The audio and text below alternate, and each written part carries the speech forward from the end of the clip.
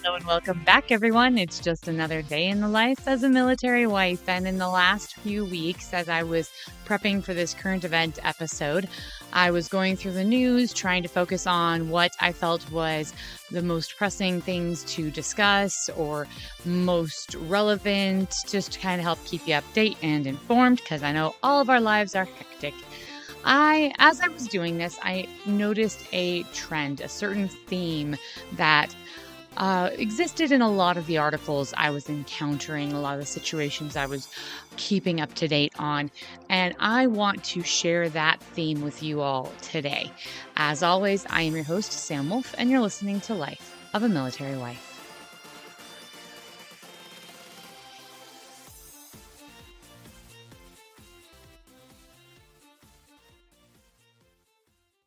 So let's just break this down and get going on it.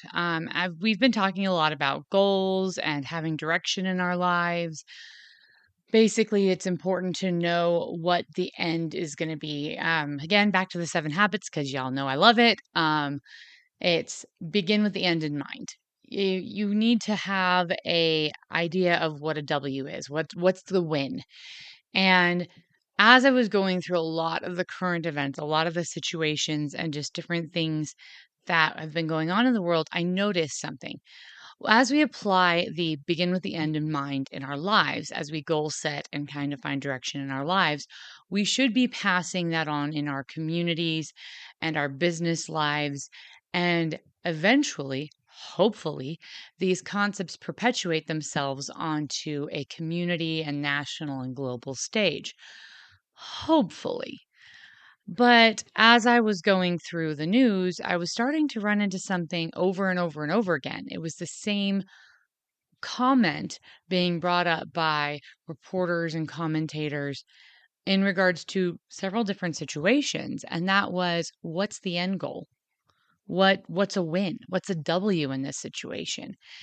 And a lot of the stuff I'm going to cover today has to deal with foreign policy.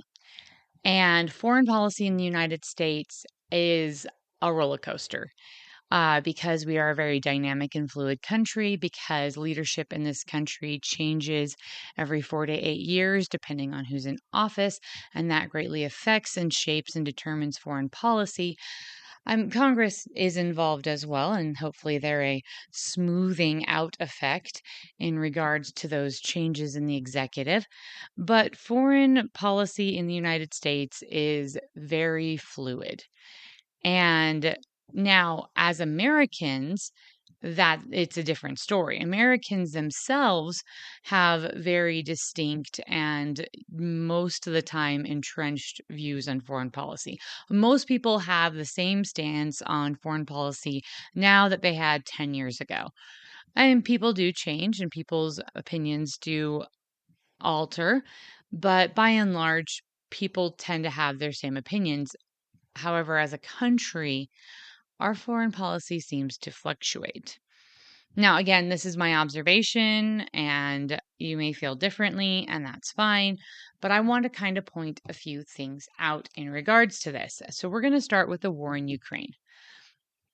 I personally, when the whole situation in Ukraine happened, did not feel comfortable with Russia taking over the Ukraine. I happen to know people who have lived in Ukraine or been from Ukraine. I have connections there that I just did not, and I have connections. I know, not connections.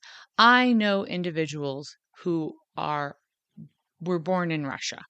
They're now American citizens, but they were originally from there. And so the church that I belong to has members of it in both Russia and in the Ukraine. And so it was something that hit a personal note for me. But as this situation has progressed, my continued question is, what's the W? What's the end goal? So let's go over this. 24th of February in 2022, Russia launches its military invasion of Ukraine. By April 8th, 22, heavy fighting shifted to the south and east of Ukraine.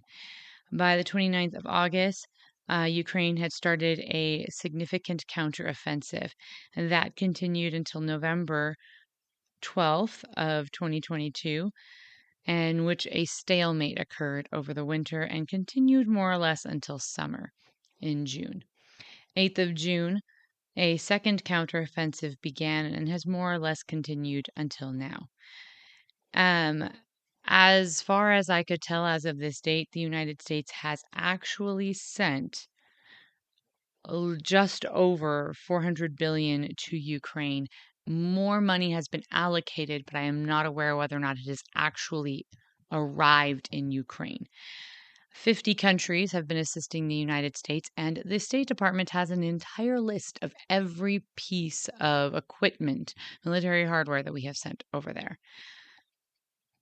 So you'd think that Ukraine, with 50 states backing it, with embargoes on Russia, with the money it's been getting, the fact that they've been able to pretty much repel Russia, it's now been 2 years. Okay, what's the end goal? Because I'm not sure anyone knows what a win is. And that's a huge part of the confusion in regards to the Congress and a lot of the reports and stuff about the aid bill that was going out. People don't know what a win is because some people are like, okay, yeah, I'm willing to fund Ukraine if the goal is let's give them the last little bit of money they need to hold out and bring Putin to the table and say, let's come up with a resolution. Yeah, sure. But I'm not so comfortable with endlessly handing money to the Ukrainian government for them to spend on infrastructure because they are, quote unquote, trying to protect themselves from a big bad bully. Where is this money going? What is this money going to be used for? And when when are they going to be able to be self-sufficient again? How are these 50 nations going to help them come to a conclusion where they are an autonomous, self sustaining nation that doesn't need support from 50 countries anymore? And I'm not saying we should walk out on them tomorrow. Heavens, no. And we're going to talk about power vacuums that have been left in the past and the disaster that's resulted in. But in regards to the situation, we need to know what the end game is. We need to know what we're working towards. And I think maybe that's something that some of these committees in Congress need to address and establish. This is the goals that America would like to see achieved if Ukraine wants to continue receiving our funding. And not as a threat, not as a punishment, but as a we need teaching them and encouraging them to be independent, to be self sufficient again. And, maybe there's a clause. If you get attacked again, we're going to jump back in. I don't know. But a goal needs to be established. And that just leads us right into the whole Houthi situation. And some of these spiral into each other because they really are interconnected. So the Houthi attacks started on December 3rd of last year, 2023. They escalated. We've been having anti-ship ballistic missiles fired from Yemen. We've had cruise missiles, drones, all sorts of this. We've now lost two military service members for sure over there. And countless things of cargoes. It disrupted the world economy. 7 countries now have military vessels in the region, including Israel, the United Kingdom, France, Italy, India, and Pakistan. And in all sincerity, Israel actually has the smallest contingency, as far as I could tell, in um, the Red Sea and through the Bar el Mendeb Strait and that whole area. By the way, yes, I've been practicing it. It's the Bar el Mendeb Strait. Mwahaha. And that's the narrow neck of water that pinches the bottom of the Red Sea. And that's where a lot of the operations are taking place. So here's my thing. What is the W here? What are we expecting? Are we just going to keep doing tit for tat with these pirates for years? Or are we going to, with these other countries that are already militarily invested, approach Yemen and say, hey, you've got X amount of time to start enforcing this and like getting rid of these guys, or we're going to come in and we're going to level the place. Like, we need to do something because this is costing lives, this is costing money, this is destroying international commerce, and it is a threat to the region. Now, part of the reason why this is a threat to the region is because the Houthis, where are they getting their supplies from? Where is this terrorist organization or rebels, depending on what you want to classify them as? Regardless, they're lawless. Where is this lawless group inside of Yemen getting their funding, getting their weapons? Where? Consensus from multiple sources that I encountered suggest that they are being funded and backed by the Iranians. And this is going to be something that we revisit with other situations that I'm going to break down. So, the next one is Iraq. Most of you all are aware of the war in Iraq. At least I hope you are. We've had a little bit of, coverage on that. But the war in Iraq started in 2003 and went until 2011. And it initially started because of concerns of weapons of mass destruction. And it was not just the United States who had these concerns. There was intel from lots of different agencies, from lots of different countries, indicating that there was a high likelihood of weapons of mass destruction. And that is a concerning thing for an unstable region. Now, since then, and we've talked about it on the podcast, I happen to have the wonderful opportunity of interviewing an individual who was involved in the free elections that have taken place in Iraq. We know that they've now started having free elections. They started trying to rebuild their government and their infrastructure and their economy. And we as a country, the United States, and the other countries helping out with the war in Iraq have worked on a slow handover to the Iraqis to allow them to protect and govern themselves. However, then there was a situation with ISIS. As we were trying to do this handover, as we were trying to do this pullout, there became a power vacuum in some areas that were not ready for that. And because they were not ready for that handover, the power vacuum led to militant organizations like ISIS stepping in and taking control of those areas and causing issues. So the United States had to step back in and had to mitigate and deal with those situations and help Iraq. And we have continued to try to help Iraq. There are still United States military and civilians and contractors in Iraq trying to help with building of infrastructure and whatnot. But in a large ways, the United States has tried to be hands off and allow them to self determine in their rebuilding process. However, and regardless of this, Iraq is currently facing economic and infrastructural issues and struggles. And that has allowed, and this is according to resources that I found, Iranian aligned militant groups to rise up. There has been an increase of Iranian aligned militant groups in Iraq causing issues. And a lot of you guys are familiar with the situation with Hussein Soleimani and how he was taken out by the Trump administration because of these sorts of things. And I hope I said Soleimani's first name right. I'm not perfect with my pronunciations, but I very much try to do my best with those. But again, we have another country where, for all intents and purposes, the best we can tell, Iran is submitting its fingers and causing issues. So that gets us going on to we're all very aware of what happened in Afghanistan. I have done a significant amount of episodes About Afghanistan. So please go back, check those out if you want a refresher. But I'm going to, just for recap's sake, we got into the war in Afghanistan because of September 11th.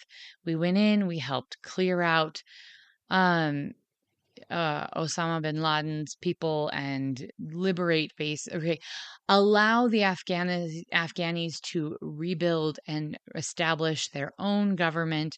We were training and helping establish their military. We worked with them hand in hand. We were things were going well. And we did this for 20 years. And there was success. There was a whole generation, a whole new generation that had grown up not knowing anything but Western protection and freedoms. And then, in a series of moves that I have well documented my opinions on, the United States pulled out in a very abrupt and disorganized manner, leaving a massive power vacuum, which has led to the complete collapse of the Afghani government. And the government of Afghanistan has led to the stripping away of civilian rights, especially rights for women, and has left American citizens and their family members, green card holders, trapped in the country being hunted down. So, what was the end goal there? What was the win?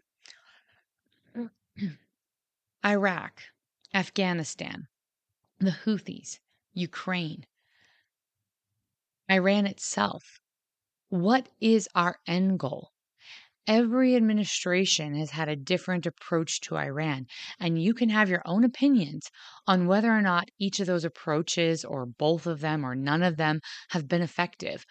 But they have led to wildly different results.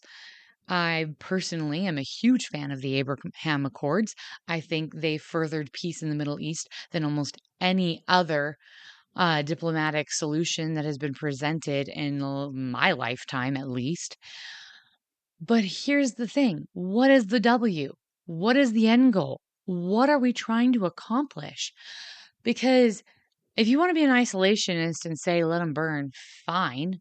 I don't completely back that because we have to live on the same planet. And you know what? Technology has advanced to the point where somebody's problems in the Middle East can and do affect me in my home in the United States. Maybe not as much as it affects people in the Middle East, but it still affects me because of technology, because of commerce, and the interconnected nature of diplomacy and our economies. So, yeah, we affect each other. And because we affect each other, we have to learn how to work together. And so, foreign policy is something that is going to just have to be addressed. So, I don't think isolationism is completely realistic. On the other hand, I don't think that being the world's police and judge and jury and boss and bully is completely effective either. I don't think, as the United States, we have enough internal cohesion to handle that role, let alone our economy is a little all over the place. Still pretty dang strong. And I've asked this question of military people, like, why, okay, with all of the issues we have, because as Americans, we're very aware of the issues we have. Why does everyone still say we're a superpower? And he's like, if think we've got issues, we've worked with other countries. They've got much more, many more issues than we do. And so, yeah, as of right now, we are a leader, generally speaking. Okay, well, if we can't boss everyone around and force everyone to do what we want all the time, that's not practical. And we can't run and hide, that's not practical. Then we have to figure out what our end goal is. What is the W? What is our objectives? And we need a cohesive foreign policy, one that is not going to fluctuate drastically with administrations. And this is where Congress has the ability and needs to step in and help start guiding some of that, starting making, okay, we would like to help, blah, blah, blah, blah, blah, or we are not going to fund countries with known terrorist organizations and that are not actively trying to mitigate the issues. I don't know. I'm not the politician. I'm not the one in the chair. But at this point, we need a clear W, because when we have that end goal, when we have objectives set out, then we can make a plan to reach those objectives. Then we can determine whether or not our current actions are in line with those objectives or not, and we can adjust them accordingly. And this goes all back into what I was saying just a few weeks ago. It doesn't matter how fast you're traveling if you're traveling in the wrong direction or traveling without a destination. So, as you hear the news in Ukraine, or as you encounter stuff with Taiwan, or Afghanistan, or Iran, or Iraq, or the Houthi pirates, or whatever it is, something to keep in mind is to identify what's the W? What is our end goal? What is it we as a nation are striving to achieve? Because if we remain aimless or with ill defined goals, or if we can't agree on a goal as a country, then our problems are not going to be able to be fixed easily. It was a different take on current event episodes than I traditionally do. And I know that I didn't give you exact news articles and exact specifics on things that are currently taking place. But more than anything, I wanted to present a framework for you to consider the news that you are encountering. And if you are so inclined, as you reach out to elected officials, express your wanting, your concern to understand what the goal is. And that way we can get on the same page. I really would love to see unity in foreign policy in this country.